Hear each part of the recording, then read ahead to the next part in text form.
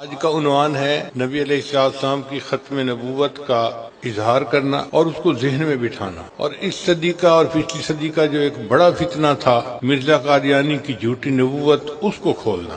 آپ غور فرمائیں کہ دنیا میں بڑے کذاب آئے، بڑے دجال آئے جنہوں نے نبوت کے دعوے کیے، لیکن کسی کی نبوت کا دعویٰ 1 سال چلا، چند مہینے چلا، 10 سال چلا، 20 سال چلا اور سب مر گئے، ان کے نام ہی ختم ہو گئے۔ یہ قادیانی بدبخت ایسا کہ 100 سال سے اوپر گزر گئے اور اس کی جھوٹی نبوت کا تذکرہ ابھی بھی کرنے والے کرتے ہیں۔ اس کے پیچھے راز کیا ہے، اس کو سمجھنے کی ضرورت ہے۔ اس کے پیچھے راز یہ ہے کہ یہ پودا فرنگی نے لگایا اسلام کی شکل کو مسخ کرنے کے لیے، مسلمان امت کو انتشار میں ڈالنے کے لیے، اور پھر انہوں نے اس کی پشت پناہی کی، اس کو پانی دیا۔ چنانچہ 3 طریقوں سے قادیانی بڑھتے ہیں۔ ایک، فرنگی لوگ مسلمان ملکوں میں جو حکمران ہوتے ہیں ان پہ دباؤ ڈال کر ان کو کہتے ہیں کہ تم اپنے وزیر مشیر لوگ جو ہیں وہ قادیانی رکھو۔ چنانچہ آپ اپنے ملک میں ہی دیکھ لیں کہ وزیروں مشیروں کے ٹولے میں کتنے لوگ آپ کو ملیں گے جو قادیانی ہوں گے، جو مرزائی ہوں گے۔ ان کو اسی لیے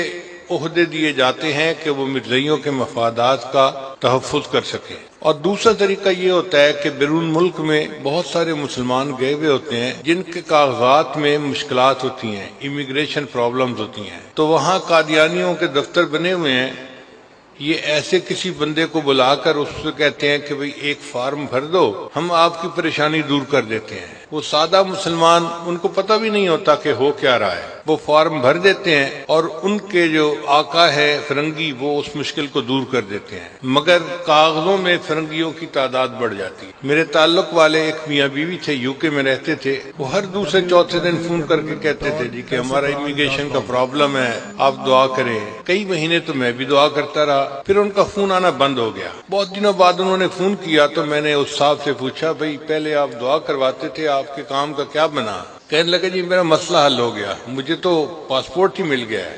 میں نے پوچھا وہ کیسے؟ کہنے لگا یہاں ایک دفتر بنا ہوا تھا، انہوں نے مجھے کہا کہ یہ تمہاری اتنی چھوٹی سی پرابلم ہے، تم ہمارے پاس آؤ، ہم تمہارا کام سیدھا کروا دیتے ہیں۔ انہوں نے ایک فارم بھروایا، مجھ سے سائن کروائے۔ میں نے پوچھا فارم پہ پڑھا تھا لکھا ہوا کیا ہے؟ کہنے لگا نہیں۔ میں نے کہا یہی انہوں نے تمہارے ساتھ خباثت کی کہ تمہیں احمدی لکھوایا ہوگا اور پھر تمہارے ایمان کا سودا کر کے انہوں نے تمہیں پاسپورٹ دیا ہوگا۔ جب اس نے تحقیق کی تو 100% بات ٹھیک تھی۔ تو یہ دوسرا طریقہ ہے احمدیوں کا، مرزائیوں کا، کہ جس سے وہ اپنی تعداد کو بڑھاتے ہیں۔ اور تیسرا طریقہ ان کا یہ ہے کہ فرنگی حکومتیں ان کو ملینز آف ڈالرز کے فنڈ دیتی ہیں اور وہ اپنے ایک ایک مبلغ کو $1,00,000 $2,00,000 کا بجٹ دے کر افریقن ملکوں میں بھیجتے ہیں جو غریب ممالک ہیں۔ وہاں کے سادہ مسلمان ان کو کچھ پتہ نہیں کہ کیا ہے۔